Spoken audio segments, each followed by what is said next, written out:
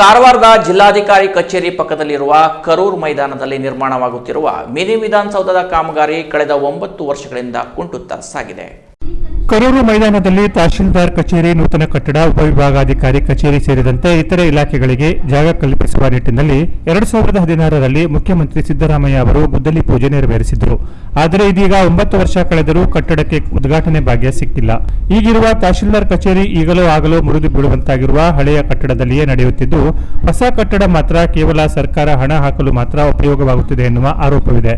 ಇನ್ನು ಕಳೆದ 4 ವರ್ಷಗಳ ಹಿಂದೆಯೇ 2 ಮಹಡಿಯಲ್ಲಿ ಹಲವು ಕೊಠಡಿಗಳು ನಿರ್ಮಾಣಗೊಂಡಿದ್ದು ಸುಣ್ಣ ಬಣ್ಣ ಬಳಿದು ಸಿದ್ಧಗೊಳಿಸಲಾಗಿತ್ತು.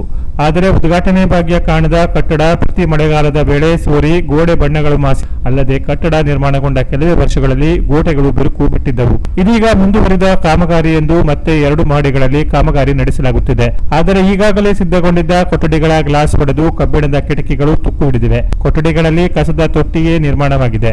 ನಾಯಿಗಳ ವಾಸಸ್ಥಾನವಾಗಿದೆ. ಅಲ್ಲದೆ ಶೌಚಾಲಯಗಳು ಪಾಳು ಬಿದ್ದ ಸ್ಥಿತಿಯಲ್ಲಿದೆ. ಲಕ್ಷಾಂತರ ರೂಪಾಯಿ ಸರ್ಕಾರದ ಹಣ ನೀರಿನಲ್ಲಿ ಹೋಮವಾಗುವಂತಾಗಿದೆ.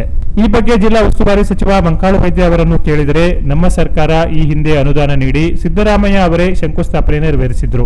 ಆದರೆ ನಂತರ ಬಂದ ಸರ್ಕಾರ ಸಂಪೂರ್ಣ ನಿರ್ಲಕ್ಷ್ಯ ಮಾಡಿದೆ. ಇದೀಗ ನಾವು ಅದನ್ನ ಸರಿಪಡಿಸಿ ಸದ್ಯದಲ್ಲಿಯೇ ಉದ್ಘಾಟನೆ ಮಾಡುತ್ತೇವೆ ಎಂದು ತಿಳಿಸಿದ್ದಾರೆ. ಕೆಲಸ ನಮ್ದು ಅಲ್ಲೇ ಆಫೀಸ್ ಇದೆ, ಇವ್ರದ್ದು ಇದೆ, ಅದೇ ಅಲ್ಲ ಅಲ್ವಾ? ಅದು ಕೆಲಸನೇ ಮುಗಿಲಿಲ್ಲ ಇನ್ನು. ನೀವು ಪ್ರಶ್ನೆ ಕೇಳೋಕ್ಕಿಂತ ಉತ್ತರನ ನೀವು ಹೇಳಿದ್ರು ಒಳ್ಳೇದಿತ್ತು. ನಾವು ತಂದು ಕಟ್ಟಡ ಕಟ್ಟಿದ್ರು, ಅದಕ್ಕೆ ಹಣನೂ ಕೊಟ್ಟರು, ಶಂಕುಸ್ಥಾಪನೆಯೂ ಹೆಚ್ಚಾಗಿ ನಮ್ಮ CM ಬಂದಾಗ ಮಾಡಿದ್ದಂತ ಕಾಣ್ತದೆ, ಅಥವಾ ಗೊತ್ತಿಲ್ಲ ನಮಗೆ. ನಾವು ಮಾಡಿದ್ದು, ನಾನು ಅವಾಗ MLA ಇದ್ದೆ. 5 ವರ್ಷ ಏನಾಯ್ತು ಅನ್ನೋದು ನಿಮಗೆ ಗೊತ್ತಿದೆ, ನೀವೇ ಹೇಳಬೇಕು ಉತ್ತರ, ನಾವೇನು ಕೇಳೋದು. ಈಗ ಮತ್ತೆ ಪುನಃ ನಾವು ಅದೇನೋ ಹೇಳ್ತಾರಲ್ಲ, ಮತ್ತೆ ತೊಳಿಲಿಕ್ಕೆ ಬಂದಿದ್ದೇವೆ, ತೊಳೆದು ಕ್ಲೀನ್ ಮಾಡಿ ಚೆನ್ನಾಗಿ ಮಾಡಿ ಇಡ್ತೇವೆ.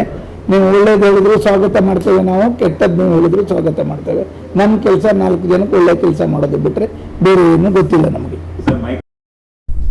Canara plus news, Karwar.